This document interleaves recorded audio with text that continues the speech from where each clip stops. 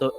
SIAM بھی ہے، روزہ بھی ہے، قیام بھی ہے، اس کی بھی بھرپور کوشش کرنی ہے، اور اس کے علاوہ اپنے کھانے پینے کے نظام کو بھی درست کرنا ہے۔ لیکن اس چیز کو ذہن میں رکھیں کہ کھانے پینے کا مہینہ نہیں ہے یہ مہینہ شہر الصبر ہے، صبر کا مہینہ ہے، جہاں پہ ہم اپنے ڈیزائرز کو دباتے ہیں اور اللہ کے پیچھے، اللہ کے دین کے پیچھے لگ جاتے ہیں۔ پیچھے لگنے کا مطلب اللہ کے دین کو فالو کرتے ہیں اور اللہ کے احکامات کو زیادہ سے زیادہ فالو کرنے کی کوشش کرتے ہیں، نوافل کی کثرت کرتے ہیں، اذکار کی کثرت کرتے ہیں۔ اور کے علاوہ بھی بہت سے کام ہیں جو آپ کو اور ہمیں کرنا ہے، مثلا لوگوں کی مدد کرنا، صدقہ و خیرات دینا، صرف زکوٰۃ دینا نہیں، صدقہ عام نفلی صدقات جتنی استطاعت ہے، جتنی مدد کر سکتے ہیں کرتے ہیں۔ کبھی کوانٹٹی کو کے اوپر فوکس نہ کیجیے، آپ کی استطاعت 1 روپے دینے کی ہے وہ دیجیے۔ سخاوت کوانٹٹی سے طے نہیں ہوتی، سخاوت اس سے طے ہوتی ہے کہ آپ کی جتنی استطاعت ہے اس کے مقابلے میں آپ کتنی خوش دلی کے ساتھ کتنا زیادہ دے رہے ہیں اپنی استطاعت کے بقدر۔ تو لوگوں کی مدد کرنا، غربا مساکین کی مدد کرنا، اس کے علاوہ جو ہے مدارس کے طلبہ ہیں، مدارس سے آتے ہیں، چاروں طرف سے سفراء آتے ہیں جو مدارس کے لیے ڈونیشن لیتے ہیں، ان کی مدد کرنا، ان کے ساتھ بدتمیزی نہیں کرنا۔ دیکھا جاتا ہے کہ ان سفراء کے ساتھ بدتمیزی کی جاتی ہے، لوگ سمجھتے ہیں اپنی جیب بھرنے آ رہے ہیں۔ بھائی وہ مولانا جو مدرسے سے آئے ہیں وہ اپنی جیب بھرنے نہیں آتے ہیں، بلکہ آپ پر احسان کر رہے ہیں کہ آپ کی زکوٰۃ کو صحیح جگہ پہ لگاتے ہیں۔ وہ کیا ہمارے اور آپ کے اندر اتنی صلاحیت ہے، اتنا گٹس ہے کہ ہم راستے میں نکلیں اور صحیح مستحق زکوٰۃ کو تلاش کریں؟ ہمیں آتا ہی نہیں ہے، پتہ ہی نہیں ہے کون مستحق ہے اور کیا ہے۔ وہ ہمارے گھر میں آ رہے ہیں، ڈور ٹو ڈور سروس دے رہے ہیں، وہ اس سے بڑی چیز اور کیا چاہیے، اور اللہ کے لیے دے رہے ہیں۔ آپ کے پیسے کو وہ صحیح جگہ پہ لگاتے ہیں، جہاں زکوٰۃ کا مصرف ہے وہاں پہ لگاتے ہیں۔ اس کے علاوہ بھی آپ کو دیگر جگہوں پہ خرچ کرنا ہے۔ اس کے علاوہ قرآن کریم کی تلاوت، تو قرآن کا مہینہ ہے یہ، اپنے آپ کو قرآن کے ساتھ مصروف کیجئے، قرآن کو پڑھیے، سمجھیے، عمل کرنے کی کوشش کیجئے اور زیادہ سے زیادہ عمل کیجئے۔ آخری چیز میں یہ کہنا چاہوں گا، تفصیلات آپ کے سامنے آتی رہیں گی، اس کے بعد ان تمام چیزوں پر عمل کرنے کی کوشش کرنا، میں دعاؤں کا اہتمام زیادہ کیجئے۔ آپ کو معلوم ہونا چاہیے کہ سورہ بقرہ میں جہاں رمضان کا ذکر ہوا ہے کہ رمضان کے احکامات بتائے گئے ہیں کہ رمضان کے روزے فرض ہیں تمہارے اوپر، اور اگر تم مسافر ہو یا بیمار ہو تو پھر تم بعد میں رکھو گے، یہ جو آیتیں ہیں وہاں ان آیتوں کے ذکر کرتے کرتے اچانک ایک آیت آتی ہے، وَإِذَا سَأَلَكَ عِبَادِي عَنِّي فَإِنِّي قَرِيبٌ، کہ اگر میرے بندے آپ سے میرے بارے میں پوچھیں تو آپ کہہ دیں کہ میں اپنے بندوں سے قریب ہوں، وہ جب بھی مجھے پکارتا ہے، کوئی بھی بندہ مجھے پکارتا ہے میں فوراً اسے جواب دیتا ہوں، لہٰذا وہ مجھے پکارتا رہے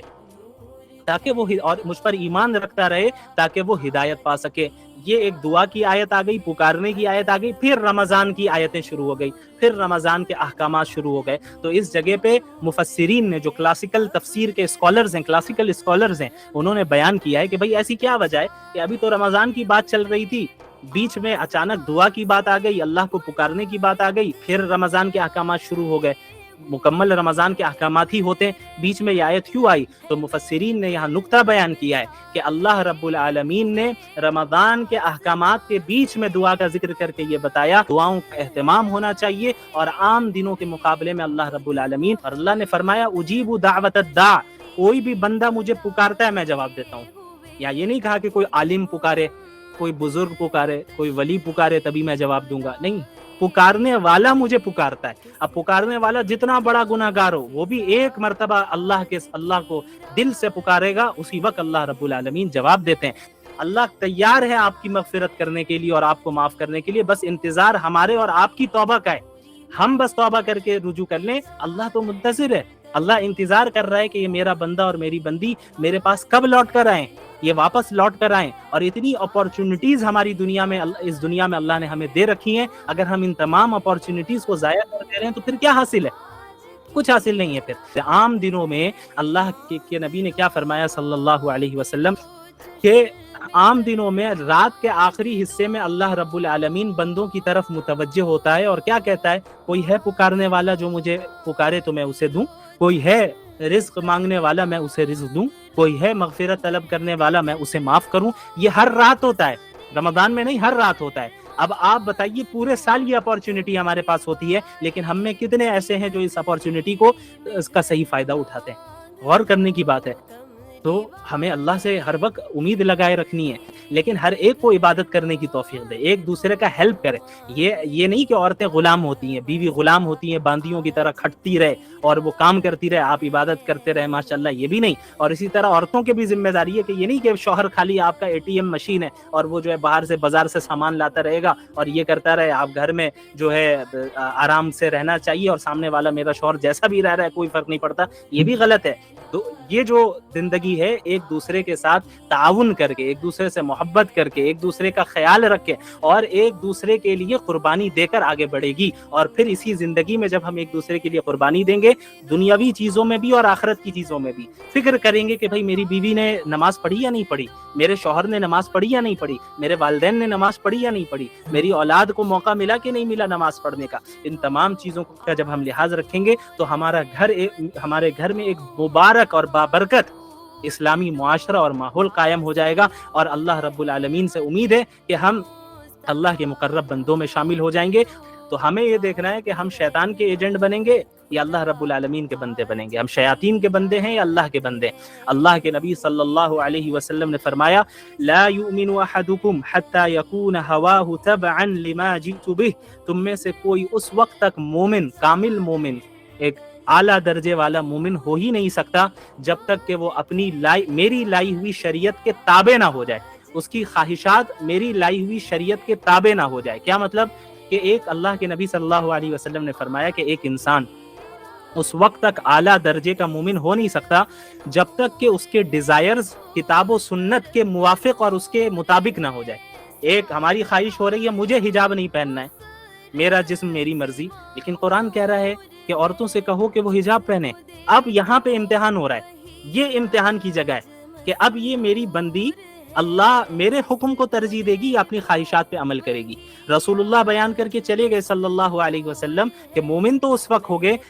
جب اپنے ان ڈیزائرز کو، جو ڈیزائرز اللہ کے احکامات سے اور اللہ کے آرڈر سے ٹکراتے ہوں، ان ڈیزائرز کو چھوڑ کر اللہ کے حکم کو تم ترجیح دو اور اسے ایکسپٹ کرو۔ یہاں امتحان ہے۔ اللہ نے فرما دیا کہ بھئی میرے مومن بندوں سے کہو کہ وہ نمازوں کی پابندی کرے، وہ عورتوں کے حقوق ادا کرے، مردوں سے کہو عورتوں کے حقوق ادا کرے، مردوں سے کہو کہ میری اطاعت کرے، گناہوں میں ملوث نہ ہو، اور تمام بندے بندیوں سے کہو کہ اپنے نظروں کی حفاظت کرے، اپنے آپ کو گناہوں سے رکھے،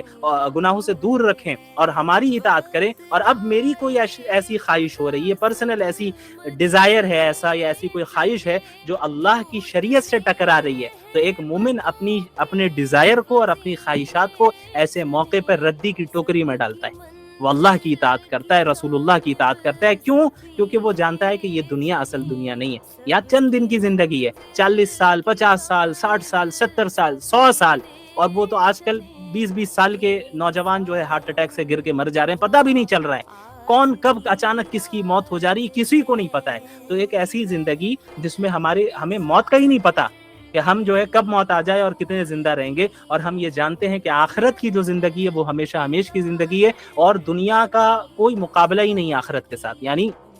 کوئی کمپیر آپ کر ہی نہیں سکتے، کوئی کمپیریزن نہیں ہے۔ اس کی ایک مثال اللہ کے رسول صلی اللہ علیہ وسلم نے دی کہ تم اندر میں ایک نیڈل ڈالو، سوئی ڈالو، اور اس سوئی کو باہر نکالو، تو اس سوئی پر جو پانی لگا ہے یہ دنیا ہے، اور جو سامنے سمندر موجود ہے یہ آخرت ہے۔ اللہ اکبر! آپ اس سے اندازہ لگائیں کہ آخرت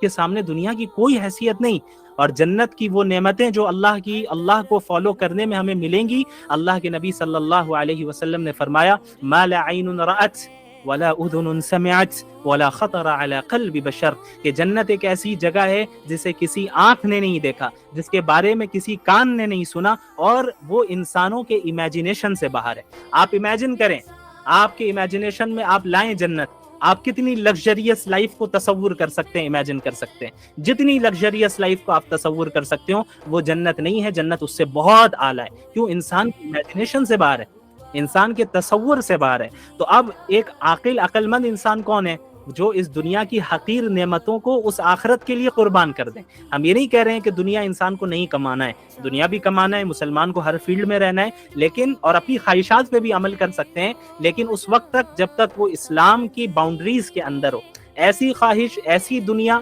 کمانا جو